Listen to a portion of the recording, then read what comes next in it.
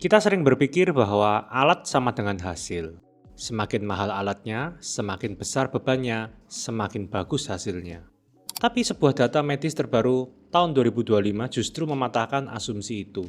Para peneliti baru saja merilis meta-analisis yang meranking berbagai jenis olahraga rumahan berdasarkan efektivitasnya mengubah komposisi tubuh kita. Mereka menggunakan skor statistik bernama SUCRA. Coba tebak, latihan angkat beban yang konvensional pakai dumbbell atau alat-alat mahal di gym itu ada di peringkat berapa? Ternyata hanya ada di peringkat 6 dengan skor efektivitas cuma 24,9%. Lalu siapa juara pertamanya? Dengan skor telak 84,7%, peringkat 1 diduduki oleh calisthenics, yaitu latihan sederhana yang memanipulasi berat tubuh Anda sendiri, seperti push up dan squat. Ini menarik, sains justru mengatakan bahwa metode yang gratis tanpa alat dan sering dipakai dalam kondisi ekstrim seperti metode prison workout justru memiliki probabilitas sukses paling tinggi. Kok bisa olahraga yang gratis hasilnya mengalahkan alat-alat yang mahal di gym? Apakah ada rahasia aktivasi hormon di balik gerakan sederhana ini? Hari ini saya akan bongkar datanya, supaya Anda tidak perlu buang uang lagi untuk hasil yang sebenarnya bisa Anda dapatkan di lantai kamar Anda. Seringkali kita terjebak dalam apa yang disebut ego lifting. Kita merasa harus mengangkat besi seberat mungkin supaya otot tumbuh. Kita memaksakan diri mengangkat beban di luar kemampuan, padahal resikonya bisa fatal. Sendi rusak, cedera punggung. Tapi mari kita dengar fakta medisnya. Pakar kesehatan Dr. Rhonda Patrick menegaskan, jauh lebih aman berlatih dengan beban ringan tapi repetisi banyak daripada memaksa angkat beban demi gengsi. Beliau mengutip riset dari Dr. Stuart Phillips yang membuktikan latihan beban berat lawan latihan beban ringan seperti push up. Selama Anda berlatih sampai titik lelah dan menembus batas kekuatan maksimal Anda, kedua metode ini menghasilkan pertumbuhan otot yang serupa.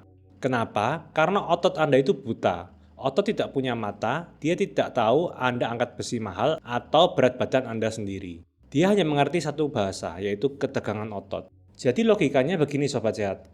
Kalau hasil ototnya sama, untuk apa kita ambil resiko cedera yang lebih tinggi?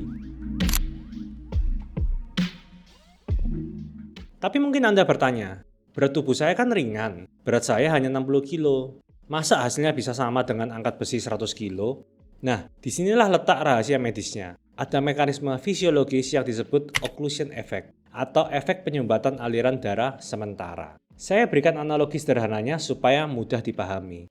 Bayangkan pembuluh darah di otot Anda itu seperti sungai yang mengalir tenang. Saat Anda melakukan push up atau squat dengan repetisi tinggi, misalnya 20 kali tanpa henti, otot Anda akan menegang terus-menerus dan menekan pembuluh darah. Ini ibaratnya seperti membangun sebuah bendungan di sungai. Darah akan terjebak, oksigen menipis, sisa metabolisme akan menumpuk. Tubuh Anda kemudian membaca situasi ini sebagai kondisi darurat.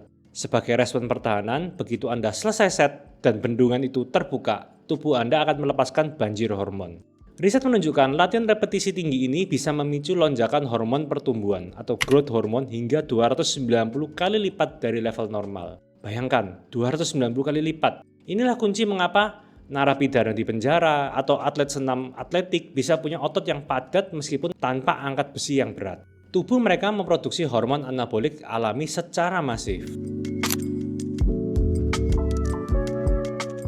Sekarang kita bedah klaim utamanya. Masa sih push up di kamar bisa setara dengan gym 1 jam? Sobat Sehat, mari kita jujur. Kita bedah anatomi 1 jam Anda di gym. 1 jam di gym Anda itu tidak berarti 60 menit Anda akan mengangkat beban. Riset dan fakta lapangan menunjukkan sebagian besar waktu Anda akan habis untuk perjalanan, antri alat, pasang beban, dan main HP saat Anda istirahat antar set. Waktu efektif otot Anda bekerja mungkin totalnya cuma 15-20 menit. Sedangkan di rumah, kita bisa membuang waktu-waktu yang sampah itu menjadi lebih efektif. Dengan protokol yang akan saya bagikan nanti, kita memadatkan volume latihan gym 1 jam menjadi 20 hingga 30 menit latihan padat tanpa jeda. Inilah kenapa riset membuktikan hasilnya sama, karena otot tidak menghitung berapa lama Anda berada di gedung gym, otot hanya menghitung berapa repetisi berkualitas yang kamu rasakan. Kita bukan adu durasi, kita adu efisiensi. Nah, selain hasil otot, ada satu hal yang sering ditanyakan. Aman nggak buat sendi saya? Nanti malah cedera. Tenang Sobat Sehat, data medis justru menunjukkan ini adalah salah satu olahraga paling aman di dunia. Sebuah studi besar dari Jerman meneliti ribuan jam latihan orang yang rutin melakukan calisthenics atau bodyweight training ini. Hasilnya, resiko cederanya sangat rendah. Bayangkan, dalam 1000 jam latihan, itu setara latihan bertahun-tahun ya, rata-rata hanya terjadi 1 kali cedera ringan. Ini jauh lebih aman dibandingkan olahraga intensitas tinggi lain seperti CrossFit atau angkat beban berat tanpa pengawasan dari personal trainer atau PT. Kenapa bisa aman? Karena beban yang Anda angkat adalah tubuh Anda sendiri, yang secara alami sudah dikenal oleh sendi-sendi Anda. Banyak yang berpikir, kalau mau kurus harus lari, kalau mau otot bagus harus angkat beban. Ternyata tidak sesederhana itu. Latihan kekuatan seperti push-up dan squat memiliki efek spesial yang disebut afterburn effect atau istilah medisnya EPOC. Ibarat mobil yang habis dipakai ngebut, meski mesinnya sudah dimatikan, kap mesinnya masih panas berjam-jam. Benar bukan? Tubuh Anda juga seperti itu. Riset tubuh membandingkan apa yang terjadi setelah lari dan setelah latihan angkat beban tubuh seperti calisthenics. Ternyata setelah lari pembakaran lemak cenderung cepat berhenti. Tapi setelah calisthenics, tubuh Anda akan terus lembur membakar lemak untuk pemulihan otot. Riset mencatat penggunaan lemak di fase istirahat ini bisa mencapai 71%. Jauh lebih tinggi dibandingkan dengan lari yang hanya sekitar 50%. Jadi saat Anda duduk santai nonton TV setelah latihan pun, mesin pembakaran lemak di tubuh Anda sebenarnya masih bekerja keras. Efisien sekali bukan? Oke, sekarang supaya hasilnya setara dengan gym, bagaimana cara mainnya? Apakah cuma push up santai? Tentu tidak. Kalau cuma push up santai itu namanya pemanasan. Agar setara dengan angkat beban, kita gunakan teknik high density protocol. Kuncinya ada di kepadatan latihan atau density. Di gym kita banyak istirahat, di sini kita memangkas waktu istirahat itu. Ini resepnya berdasarkan sains. Yang pertama, frekuensi, cukup 3-4 kali seminggu. Otot butuh istirahat 48 jam untuk tumbuh. Kedua, konsep superset tanpa istirahat. Jangan habis push up langsung duduk main HP. Lakukan superset, habis push up langsung berdiri dan lakukan squat. Ini memaksa jantung memompa darah dari atas ke bawah secara cepat. Metabolisme Anda akan terbakar hebat. Yang ketiga, intensitas. Lakukan setiap gerakan sampai near failure atau hampir gagal. Kalau Anda berhenti saat otot Anda masih segar, otot Anda tidak akan tumbuh. Anda harus berhenti saat tangan Anda sudah gemetar dan tidak bisa mengangkat lagi. 4. Tempo yang lambat. Coba tempo 3-1-1, 3 detik untuk turun, 1 detik tahan, dan 1 detik naik. Ini akan membuat 10 kali push up Anda terasa seperti mengangkat beban ratusan kilo. Di sini saya sudah siapkan 2 level protokol. Anda silakan screenshot resep ini. Level 1 untuk pemula, tujuannya adalah membangun koneksi saraf ke otot dan membiasakan sendi. Lakukan rangkaian ini secara berurutan. Yang pertama, push up.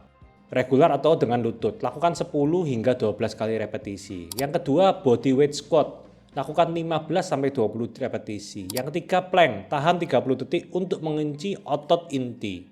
Setelah 3 gerakan itu dilakukan secara berturut-turut, istirahat 60-90 detik. Ulangi siklus ini sebanyak 3 putaran. Ingat, jangan ngebut, fokus rasakan ototnya bekerja. Kita masuk ke level yang kedua, lanjutan. Ini menu utamanya. Level 2 lanjutan ini untuk Anda ingin mengejar lonjakan hormon 290 kali lipat tadi. Syaratnya yaitu intensitas yang tinggi. Kita tetap gunakan teknik superset, artinya tanpa istirahat antar gerakan. Yang pertama, lakukan diamond push up. Lakukan sampai near failure, yaitu sampai tangan gemetaran atau susah angkat. 2. Langsung berdiri, lakukan lunges. Ganti kaki kanan dan kaki kiri. Lakukan sampai paha Anda terasa panas. Ketiga, istirahat 60 detik. Setelah Anda selesai 60 detik, lakukan sirkuit berikutnya dengan mengulang diamond push up dan lunges. Anda bisa menambahkan squat di antaranya. Untuk siklus ini, lakukan 4-5 ronde. Total waktunya paling cuma 20 menit, tapi karena istirahatnya minim, jantung Anda akan memompa darah dengan sangat kencang dan lonjakan hormon pertumbuhan akan terjadi maksimal karena efek occlusion tadi. Pertanyaannya, kapan saya harus naik level dari level 1 ke level 2? Riset menyarankan progressive overload. Kalau level 1 sudah terasa sangat mudah bagi Anda bisa melakukan 15 hingga 20 kali push up tanpa capek. Jangan tambah durasinya, tapi persulit gerakannya, yaitu pindah ke level 2. Mempersulit gerakan itu lebih efektif membesarkan otot daripada sekedar memperbanyak jumlah repetisi. Jadi sobat sehat, kesimpulannya memiliki tubuh sehat dan ideal itu tidak selalu identik dengan gym yang mahal. Sains sudah membuktikan, data sudah berbicara, bahwa alat tercanggih untuk kesehatan Anda sebenarnya sudah Anda miliki sejak lahir, yaitu tubuh Anda sendiri dan gravitasi bumi. Mulai hari ini tidak ada lagi alasan macet, hujan, iuran gym mahal, tidak ada PT, lantai kamar Anda buka 24 jam. Saya tantang Anda untuk mencoba rutin ini selama 30 hari ke depan. Rasakan perubahannya, bukan cuma di kaca, tapi juga di stamina dan kesehatan mental Anda.